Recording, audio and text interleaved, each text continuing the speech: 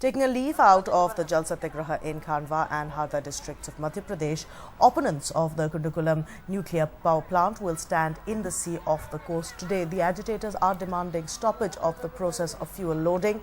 On Tuesday, agitators ended their 48-hour relay fast at Indinthakarai to protest the police action, which saw them resorting to lathi charge and the bursting of tear gas shells, besides conducting house-to-house searches.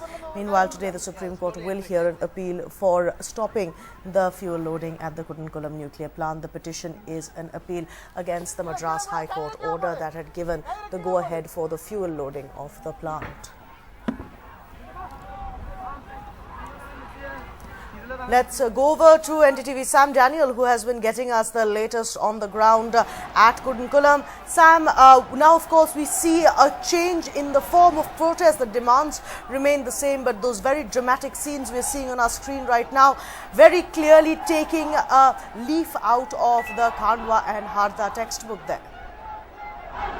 Absolutely, the kind of impact that particular protest in Khandwa by people there standing in waters for around 2 weeks, that has actually inspired them to do the same thing here. The demand remains the same, Kajori. If the camera can pan, this is what you find here. More than 3,000 to 4,000 people gathered inside the sea here on a protest from morning 10 till evening 4 o'clock, asking the government to not load the nuclear fuel in the upcoming Kudankulam nuclear power plant. Getting into the sea is not something new for this fishing community, but this time they're doing it as a protest. You find hundreds of women, children, men, all of them standing inside waters in the sea. There are scores of ropes tied to the boats on the shore here, which people could hold and stand. You find black flags being waved there, conveying the kind of mood in this village. Yesterday they had announced that they're going to have it as a 12-hour-long protest from morning 10 till 4 o'clock in the evening, but now we understand it's going to be a continuous process till the government announces that it will not load the nuclear fuel in the nuclear power plant here. Just to give you an idea of how close we are, in fact now you find a Coast Guard aircraft flying very low here on its aerial surveillance, and every time this flight goes here, the mood changes here, the temperature goes up, and this is of late has become a regular thing. If the camera can pan further right, you can see how close we are to the upcoming Kudankulam nuclear power plant. You find that yellow structure, that is the one of the 2 reactors that is almost ready for commissioning, and it's around 1 kilometer from here. In fact, people went on a march towards this plant on Monday, where police had to stop them and open tear gas and have a lathi charge to disperse the crowd. If the camera can once again pan to the sea, this is what you find here. Around 3,000 to 4,000 people from the Indinthakarai village, which is hardly 2 to 3 kilometers away from the Kudankulam plant, getting inside the water as a mark of protest, asking the government to not load the nuclear fuel, to shut down this plant. This on a day when the Supreme Court will hear an appeal from the villagers challenging the Madras High Court order last week, giving a green signal for the nuclear fuel loading. They are citing the reason that the plant has not implemented 11 of the 17 safety recommendations made by a task force appointed by the Indian government to make sure the nuclear power plants in India are absolutely safe, particularly after the Fukushima disaster in Japan. And as of now, only 6 of these 17 recommendations have been implemented, and the villagers say, citing this, the plant should not be allowed to load the nuclear fuel. And they're hoping that at least the Supreme Court will intervene or the government will intervene and put it on hold as of now. But their demand is they have this nuclear power plant at their backyard. Around 1 lakh people live in a radius of around 5 kilometers, around 30,000 people in a distance of 2 to 3 kilometers. And they say it's a threat to their livelihood, it's a threat to their life. But on the other hand, you have the government time and again saying that the plant is absolutely safe. 2 committees were appointed by the central government and the state government.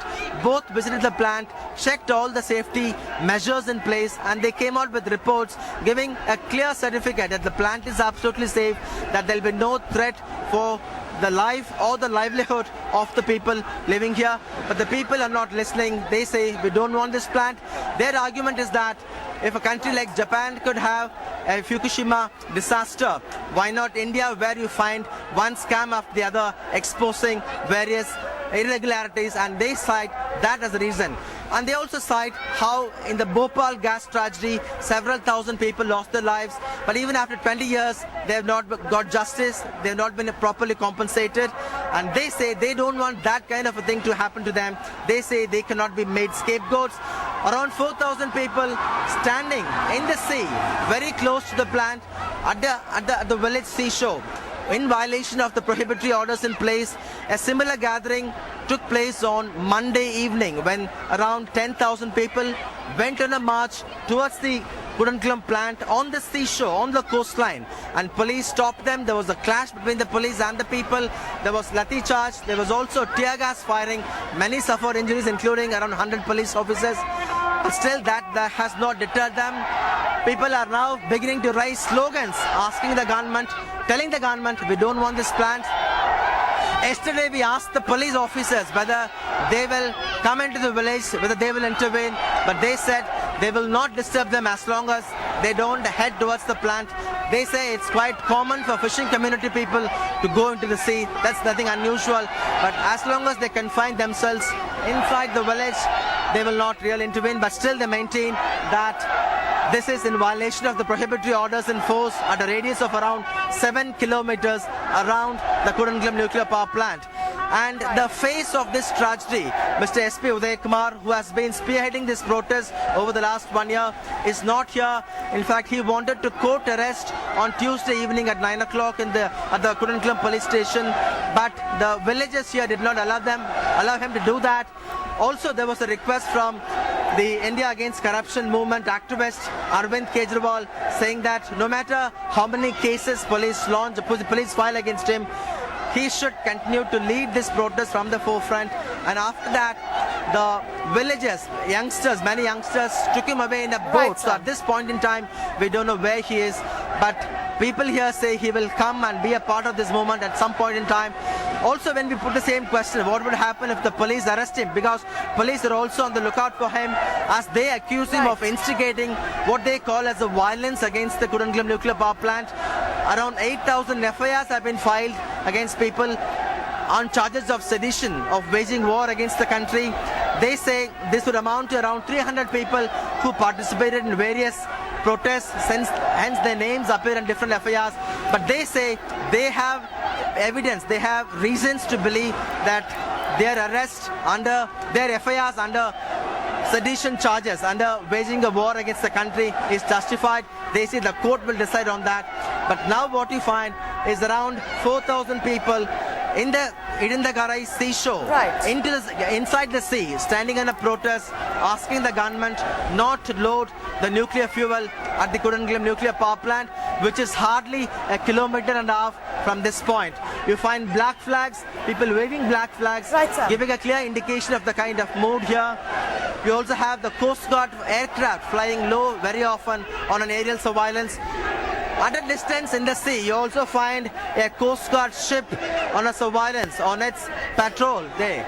So at this point, we don't know whether the police will enter the village, try to stop this, but you find more and more women and children. In fact, police had told the other day that the villagers, the protesters are putting the lives of women and children in enormous danger, as any kind of confusion here could actually lead to a stampede, and more dangerous when children are taken into a sea for a protest.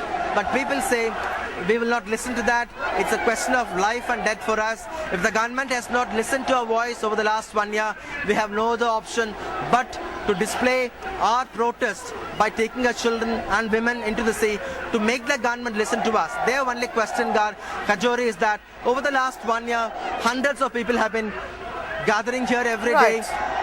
Thousands of people have gathered for many protests, but they say not a single political leader, not a single minister, not a single senior scientist have bothered to come to the village to talk to them. If that's the kind of regard you have for us, then we have no other option but to go on a protest like this. But the government authorities time again say they can only talk to the representatives. the scientists have really clarified that this reactor belongs to a modern generation reactor. It's not like the Fukushima reactor which was built in the 70s without enough safety measures. They say, trust our scientists, believe in our scientific communities. We guarantee you that this plant will not affect your livelihood, will not be a threat to you. But the people keep repeating, saying that if a country like Japan can have a Fukushima disaster, if you could have a Bhopal tragedy in India, where even after 20 years people don't get justice, where 20,000 people got killed, then we don't want that to happen. We want to ensure that our children, our future generation would remain safe. That's why we take this kind of risk. What do you find here? People raising slogans, putting up their hands, shouting. Right. Also, very quickly, Sam, that's the important point you were making there about no political leader from the centre or from the state coming to talk to these protesters, not over the last year, certainly not over the last week when the protests have intensified. Any signs that they will come now? At this point in time, there's no word on that, Kajori. We should also clarify that at one point when Mr. Narayan Swamy, the Union Minister, had come inside the village to talk, at that time the protesters did not let him to talk to the people. Their single point at that time was ask the government to announce that the project will not go ahead, that the operations will be halted, then we'll allow you to hold talks to talk to our people. So at that time, Mr. Narayan Swamy could not talk, but now we don't have any indication of any senior political leaders or anybody from the scientific community coming into the village to hold talks with the people. People also accuse how politicians use this issue at their convenience for gaining political mileage. When Jayalalitha won elections for the third time, she came to this area for a by-election. At that time, she stood with these people and said she will fight for their cause as one among them, and her cabinet even passed a resolution asking the government to halt all operations in the plant, after which the centre announced all operations will start.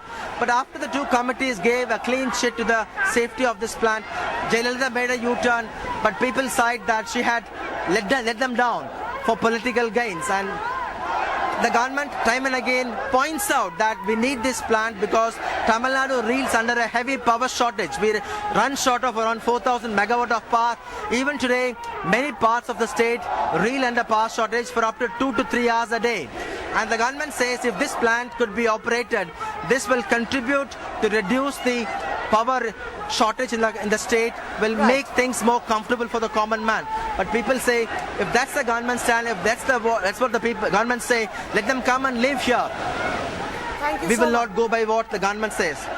Thank you so much for joining us with those details. India's #1 news app just got even better. Download NDTV's new app. Fully optimized for retina display. Full screen view. Faster response time. And Sudoku. NDTV's new iPad app. Download now.